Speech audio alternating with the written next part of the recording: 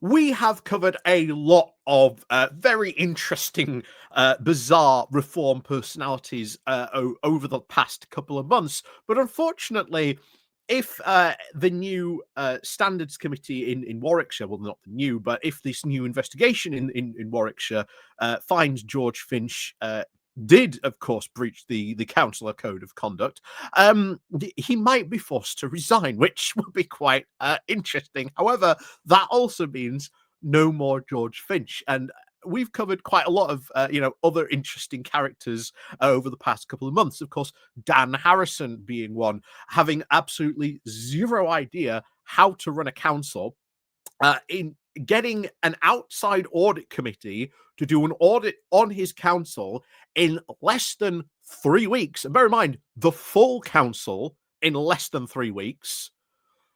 Good luck to them on that. I'm surprised they took up that job.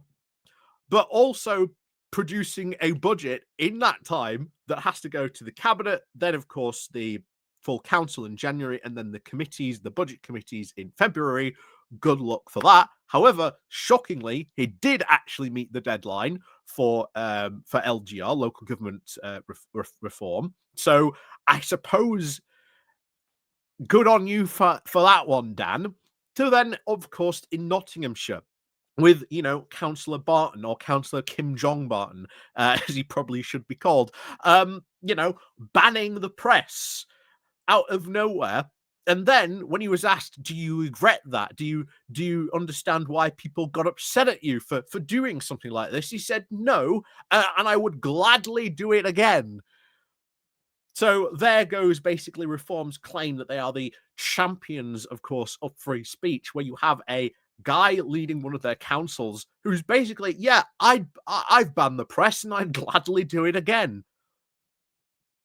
To, of course, Darren Grimes, who's tweeting nonstop for the past month or so, desperately trying to justify the budget that they are going to try and probably pass up in Durham.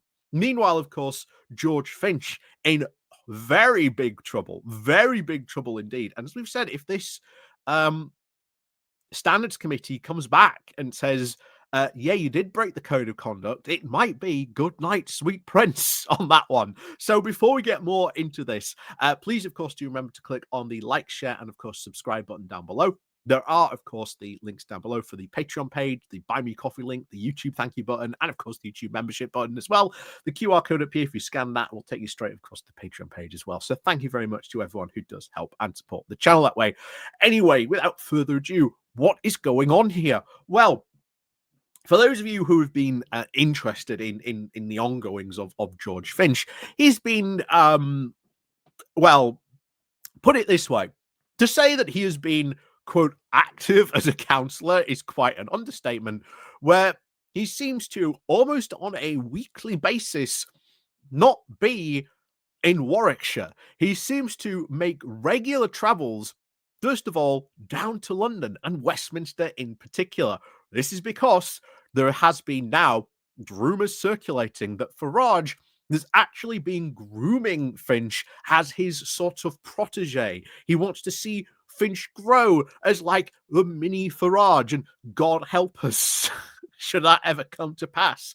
But the idea that this guy, or this child, well, he's far younger than me, so I can call him that, I suppose, would be made and turned into this mini Farage is really weird, to be honest. But this is apparently what has been said in the circles and what is going on. But more recently, of course, as you know, Farage has got all these racism claims where he was at school. Guess who also apparently has those similar claims? Apparently, there are allegations of George Finch doing very similar things when he was at school as well. I wonder how much those will eventually surface sooner or later. That will be kind of interesting when those start to come out. But the big one is that whenever he goes down to London, it tends to be this big Reform UK press conference. And at one recently, he brought up the case of, again, two individuals involved in quite a serious crime, and he mentioned them by name in an ongoing trial, which anyone would know, yeah, you can't do that.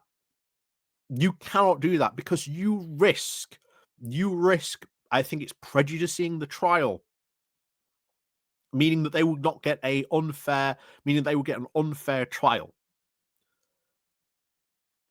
And he mentioned their name. Now, this immediately triggers, uh, of course, the council code of conduct, because not only have you done so while you're in office, which potentially brings your office into disrepute, it brings the council potentially in disrepute, because remember, he is the leader of Warwickshire County Council, and as we've said before, if you are an elected official, what you say really matters, because people pay attention to you. So there is now a open case. I don't know when we will find out the dates of when this will be reported yet, but there is a very, very good chance, because I cannot see any committee turning around and saying, "Oh, no, he's fine." This is an ongoing case. Remember, this is the same thing. This is the very, very same thing where Tommy Robinson, right? Tommy Robinson was found guilty of as well, twice in this case. How are they not going to turn around and say, "Yeah, that's a bit suspect"?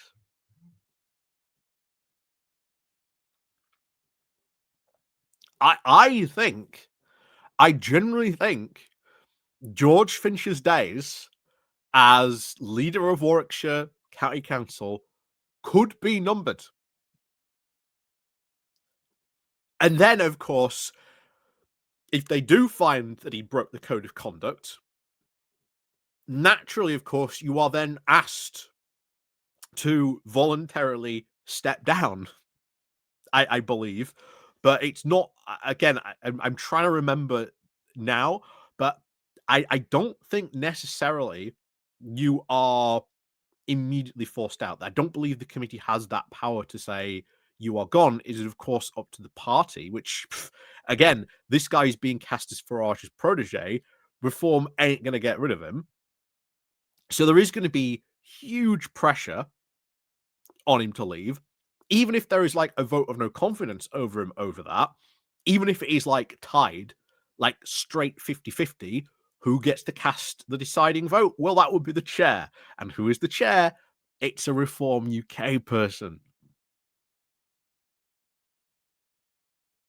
So who knows what could happen, but this will be a very, very embarrassing event if this goes through, if all that stuff happens.